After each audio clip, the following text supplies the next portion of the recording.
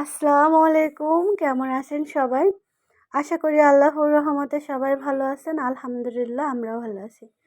তো আজকে নতুন একটা রেসিপি দেখাবো। এটা খুবই উপকারী একটা রেসিপি। এটা হচ্ছে কাটা কচু ভাজি। আর এটা কিন্তু যেকোনো ব্যথার জন্য খুবই উপকারী একটা রেসিপি। তো অবশ্যই ভিডিওটা শেষ পর্যন্ত দেখবেন। তা না হলে অনেক কিছু কিন্তু মিস করে যেতে পারেন। আর ভিডিওটি যদি ভালো লাগে কারোর একটু উপকারে আসে তো অবশ্যই একটি লাইক দিবেন আর সাবস্ক্রাইব করে আমার পাশে থাকতে একদমই ভুলবেন না। তো চলুন আগে গাছটা দেখাই। এটা হচ্ছে কাটা কচু গাছ। এটাকে কাটা কচু বলে, এর গায়ে মনে হয় কাটা কাটা, এর জন্য কাটা কচু বলে। আর এটা হচ্ছে গ্রামগঞ্জে দেখা যায়। আহ, কিন্তু আমার বোনের বাড়ি থেকে এটা নিয়ে আসে। আমার বোনেদের কলের পাশে যে ডোবা থাকে সেইখানে হয়েছে, ওরা লাগিয়েছে। আর এটা গ্রামে কিন্তু যে কোনো পুকুর ধারে হয়ে থাকে, মাঠেও হয়ে থাকে। তো যারা টাউনে থাকেন, যারা হচ্ছে এটা চিনেন না, যারা জানেন না, তারা একটু খোঁজ নিয়ে দেখবেন, ইনশাল্লাহ গ্রামে কিন্তু এটা পাওয়া যায়। আর এটা আমি এভাবে চিড়ে নিয়েছি, নিয়ে এভাবে কুচিয়ে নেব। এই গাছটা কিন্তু যে উপকারটা করবে সেটা হচ্ছে যে কোনো ব্যথা রিমুভ করবে। আর সবথেকে বেশি উপকার যেটাই হয় সেটা হচ্ছে সিজারের পরে যে ব্যথাটা হয় অপারেশনের পরে, তারপরে যে কোনো ব্যথা, যে কোনো অপারেশনের পরে যে ব্যথাটা হয় সেটাই কিন্তু দারুণ রিমুভ করে, দারুণ কার্যকরী এই রেসিপিটা। আর এটার যে টেস্টটা যে কেউ খেতে পারবেন। আমরা সবাই হচ্ছে কিন্তু চিনে থাকি যে সবাই ঘাটকোলটা কিন্তু চিনি। তার আগে বলি এভাবে করে বেটে নিতে হবে। আর এটা কিন্তু শিলপাটাও বেটে বেটে নিতে পারবেন, আমি ব্লেন্ডারে বেটে নিয়েছি। আর আগে থেকে কিন্তু ধুয়ে নিতে হবে, এ পর্যায়ে কিন্তু ধোয়া যাবে না। এখন বলি এটার ফ্লেভারটা। তো ধনিয়া পাতা বা হচ্ছে আমরা যে ঘাটকোল বাটাটা খাই, ঠিক ওটার বাটা যেরকম একটা ফ্লেভার থাকে সেরকমই স্বাদটা পাবেন। তো স্বাদটা কিন্তু খেতেও অনেক দারুণ হয় এটা। আর স্বাদের জন্য কোনো সমস্যা হবে না, যে কেউ খেতে পারবেন। তো আমি কিন্তু তেল দেইনি, আমি কড়াইয়ে সামান্য একটু ছিল সেটার উপরে দিচ্ছি। তেলটা আমি এখন দিব না। আমি কিছুটা ভেজে নিয়ে, মানে এর যে একটা পানি পানি ভাব আছে সেটা শুকিয়ে যাওয়ার পরে আমি তেলটা দিব। তো অবশ্যই এ পর্যায়ে তেলটা দিব না। আর এখন দিয়ে দেব সব মশলাগুলা। তো এখানে আমি কাঁচা ঝাল বাটা দিচ্ছি, 3 চা চামচ পরিমাণে দিব। আপনারা ঝালটা কমিয়ে বাড়িয়ে দিতে পারেন। এটা কিন্তু মুখে চুলকায় না একেবারে, তো ভয়ের কোনো কারণ নেই, তাই কমিয়ে বাড়িয়ে দিতে পারবেন।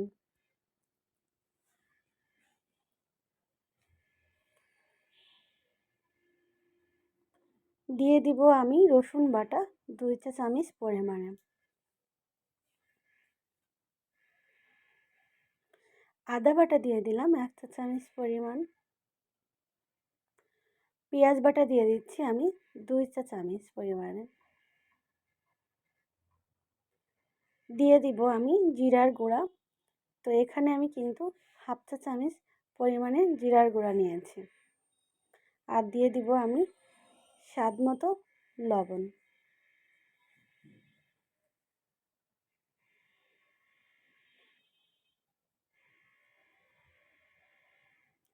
দিয়ে দিব হলুদ গুঁড়া। তো এখানে আমি সামান্য পরিমাণে হলুদ গুঁড়া দিলাম।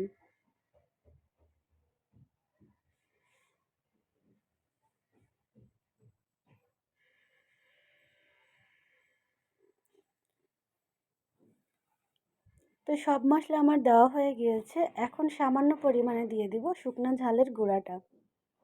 এটা আপনারা চাইলে স্কিপ করতে পারেন, আমার ভালো লাগে ফ্লেভারটা তাই আমি দিচ্ছি।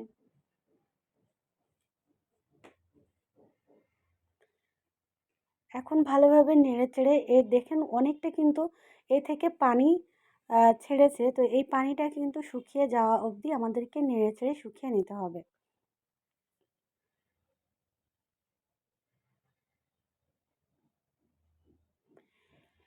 আমার এই ভিডিওটা কে কোন জেলা থেকে দেখছেন প্লিজ কমেন্ট করতে একদমই ভুলবেন না। আর অবশ্যই যারা আমাকে সাবস্ক্রাইব করে আমার পাশে আছেন এতদিন ধরে, তাদেরকে অসংখ্য ধন্যবাদ। যারা আমার চ্যানেলে নতুন আছেন তারা প্লিজ সাবস্ক্রাইব করে আমার পাশে থাকবেন। আর অবশ্যই বেল আইকনটি অন করে রাখবেন, তাহলে আমার ভিডিওগুলো সবার আগে দেখতে পাবেন। তো দেখুন আমি কিন্তু পানিটা শুকিয়ে নিয়েছি, আর এখন আমি দিয়ে দেব সামান্য পরিমাণে তেল। তো এখানে কিন্তু আমি 50 গ্রাম মতো তেল দিয়েছি। তো তেলের পরিমাণটা একটু আপনারা কমিয়ে বাড়িয়ে দিতে পারবেন। তো আমি বলবো তেলটা একটু কম খাওয়াই ভালো। যেমনটা আমি অনেক কম দিয়েই কিন্তু এই ভাজিটা করব।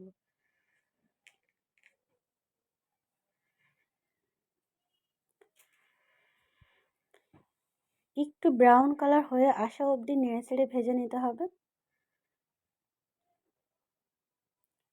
তো দেখুন এরকম হয়েছে। আমি আরও কিছুক্ষণ ভাজবো।